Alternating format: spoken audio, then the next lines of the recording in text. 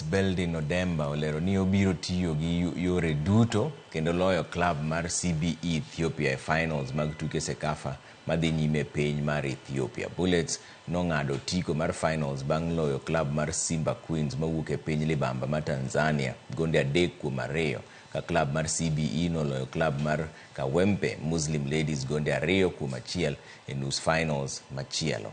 Odemba ma bende en kocha mar Harambee Starlets lero ni gisepuonjore mathoth e tugo mane obedo kindgi gi Simba Queens ka geno nitiere ni Police biro loyo CBE magin jo bag tuke goeko. Finals ibiro bagi chieng' tich ang'wen e alap ma Abebe Bikila Stadium ka joloch biro ting'o nying timbe mawuok CECAFA e tuke mag CAF Champions League. Kaka osebedo ka watugo poko yudo goals kaka ne wadwaro, koro wakasre mondo practice watim maber wane ka wanyalo yudo goals mang'eny to ka wanyalo koso concede